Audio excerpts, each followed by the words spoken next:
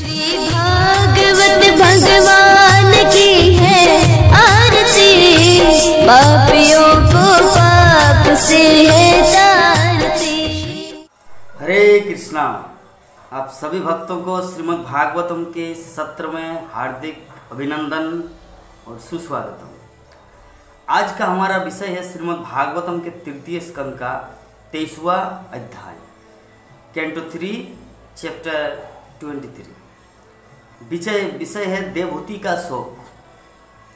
देवहूति कर्दम मुनि की पत्नी, शांभव मनु की पुत्री और उत्तानपाद प्रियव्रत महाराज की बहन और भगवान कपिल देव की माँ।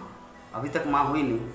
तो विषय है विदुर को श्रीमद् भागवतम की कथा श्रवण करा रहे हैं मैत्रेय ऋषि। तो मैत्रेय ऋषि ने कहा कि कल के अध्याय में वर्णन किया गया था शांभव मनु की महिमा, वो क्रियाकलाप। तो आज जो है ये है देवहूति का अलौकिक दिव्य गुण या चरित्र।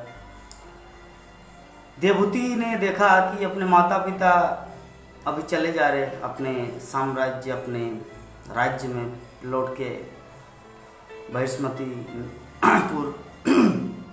तो कर्दम मुनि के आश्रम में देवहूति रहने लगी और वहाँ पर उनके माता और पिता मनु महाराज और शतरूपा उस आश्रम से चले गए अपने राज्य में।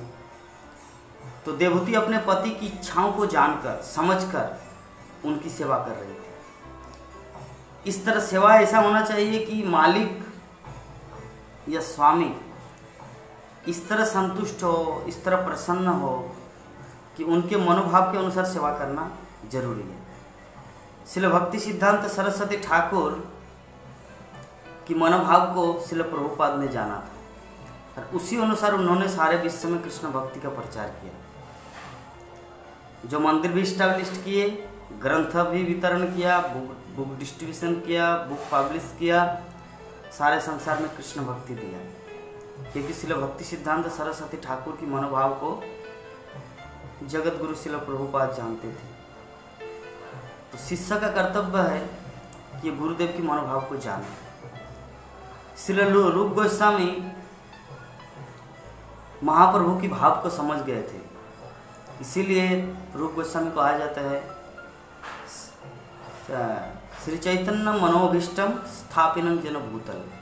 मतलब श्री चैतन्य मनो अभीष्ट, मतलब चैतन्य महाप्रभु की जो मन की जो इच्छा, वो अभीष्ट, उसकी इच्छा को पूरा करने के लिए ही रूप गोस्वामी स्थापितं जन भूतल, मतलब इस जगत में आविर्भूत हुए हैं और उनकी इच्छा को पूरी करने के लिए उनका मिशन था श्री रूप गोस्वामी का।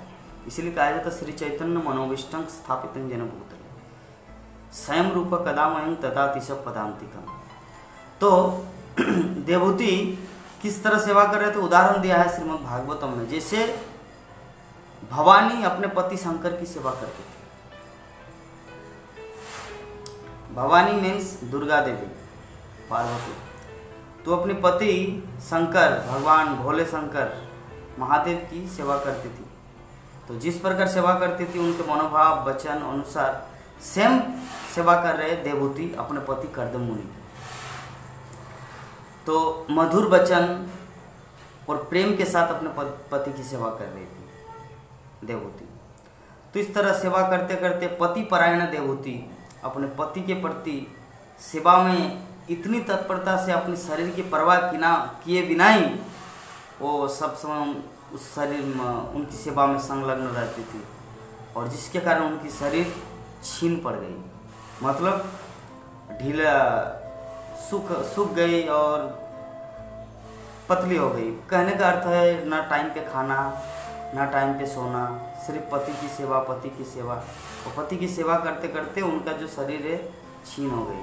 और ऐसी दशा को देखकर कर्दम मुनि अनेक दिन के बाद, बहुत दिनों के बाद जब ये भाव पता चला कि सच में तो देवहूति जो महलों की राजकुमारी थी, लेकिन मेरी सेवा करने के लिए उन्होंने सब कुछ त्याग कर मेरे साथ रहने लगा और मेरी सेवा कर रही है। तो ये तो मेरा कर्तव्य है उनकी देख रेख करना, लेकिन मैं तो उसकी तरफ ध्यान भी नहीं दी, मैं तो अपने भजन साधन भक्ति में ही लगे रहे। तो कर्दम मुनि जब उनकी ओर देखा तो उनके प्रति दया आई।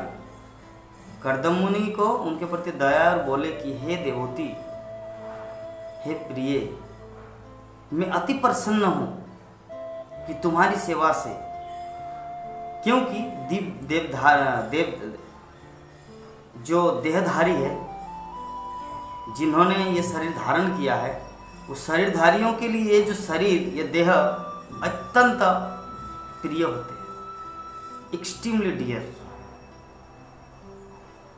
लोग अपने शरीर का कितना ख्याल रखते हैं, जत्न करते हैं, लेकिन मैं तुम्हारी सेवा से इतना प्रसन्न हूँ कि मुझे आश्चर्य हो रहा है कि आप अपने शरीर की परवाह किए बिना ही मेरी सेवा में इतना तत्पर रहे कि आपका शरीर पूर्ण रूप से छीन पड़ गई।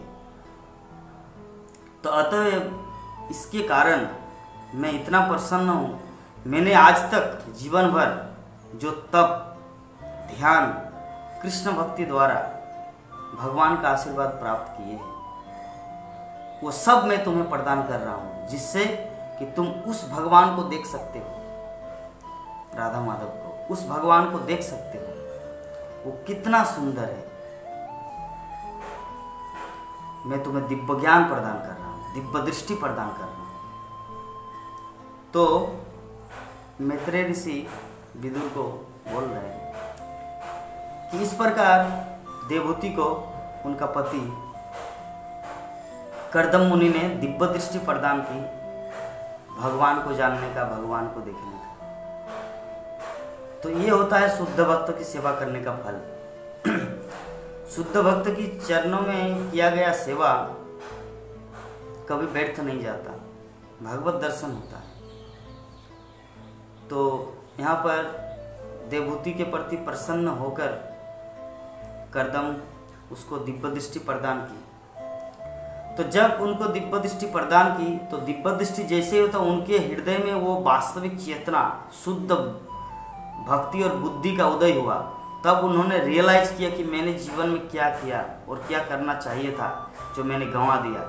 तो वो अभी अपने पति को सब कुछ वर्णन करके, हे मेरे पति परमेश्वर, आप योग साधना करके सिद्धि प्राप्त किए हैं। एक नारी के लिए संतान बहुत बड़ा गुण है। आप योग साधना करके कुछ भी कर सकते हैं, बहुत कुछ सिद्धियां प्राप्त की है। और संतान जो है एक नारी का, वो सबसे बड़ा आभूषण, सबसे बड़ा गुण है। और सच्चाई तो ये है कि मैं काम वेदना से पीड़ित हूँ, संभोग करने की इच्छा है, और कृपा करके उपयुक्त परिवेश व घर की व्यवस्था करें, जिससे मैं अपनी तुष्टि कर सकूं, क्योंकि मैं पीड़ित हूँ काम वेदना के कारण। तो मैत्रेय ऋषि विदुर को बोल रहे कि फिर कर्दम मुनि ने अपने योग सिद्धि के प्रभाव से एक हवा महल का निर्माण किया। हवा महल का अर्थ होता है जैसे एरोप्लेन होता है, वो चलता है।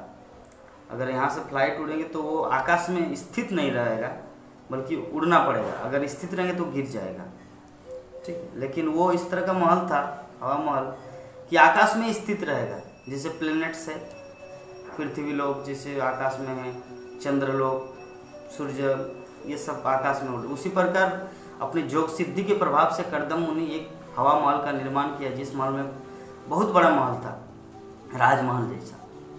तो फिर वो निर्माण किया, और उसके बाद कर्दम मुनि ने अनेकों दास दासियों को प्रकट किया, सेवक सेविकाओं को, जो उनकी पत्नी की देखरेख करे, उनकी पत्नी की असिस्टेंट सहायता करे।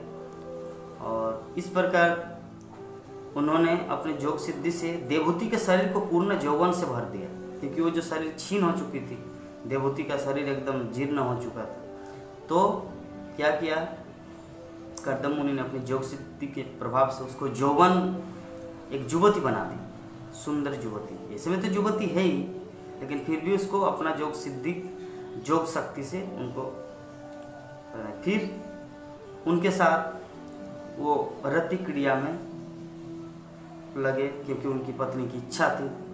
अनेक दिन संभोग के पश्चात वो 9 पुत्री की माँ बन गई।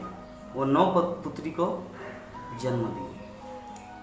जन्म देने के बाद फिर उन्होंने कहा कि हे प्रभु, ये जो पुत्री है 9 पुत्री, ये तो समय अनुसार अपने अपने ससुराल, अपने अपने घर चले जाएंगे, अपने पति के पास चले जाएंगे, लेकिन मैं अकेली रह जाऊंगी क्योंकि आप तो संन्यास लेंगे। तो मुझे सांत्वना देने के लिए कौन रहेगा मेरे साथ, जो मुझे इंस्पिरेशन, प्रेरणा प्रदान करे कुछ करने का। तो इस प्रकार उन्होंने, देवहूति ने अपने पति को सब कुछ, अपने दिल की बात, अपने हृदय की बात को बताया। उसके बाद उन्होंने एक चीज़, अपना एक्सपीरियंस, अपना अनुभव बताया कि हे प्रभु, हे कर्दम मुनि, आप भगवान के शुद्ध भक्त हैं और आपकी संगति का लाभ न उठाकर मैंने इंद्रिय तृप्ति में इतना सारा समय गंवाया। माया द्वारा मैं ठगी गई हूँ। हाय मेरा जीवन, सुअवसर को गंवा दिया। एक शुद्ध भक्त जो भगवान तक को दे सकता है, भगवान कृष्ण के धाम दे सकता है, और आप उस तरह महान योगी, महान ऋषि, शुद्ध भक्त थे, और अभी आप संन्यास लेने की तैयारी कर रहे हैं, आप मुझे छोड़ के चले जाएंगे, मैं अभी अकेली रहूँगी। तो जब तक आप थे, अगर बुद्धिमती होती तो मैं आपसे इस तरह का सवाल करता, भगवान क्या है, जगत क्या है, ब्रह्म क्या है, आत्मा क्या है, जीवन का लक्ष्य क्या है। लेकिन मैंने ये सब ना पूछकर, मैं आपको सिर्फ ओनली पति मानकर अपने इंद्रिय तृप्ति, शरीर की तृप्ति के लिए अपने समय को गंवा दिया। तो जिसके कारण मैं बहुत ही खेद, बहुत ही पश्चाताप, मेरे बहुत शौक का कारण, पता नहीं मैंने जीवन को ऐसे ही गंवा दी।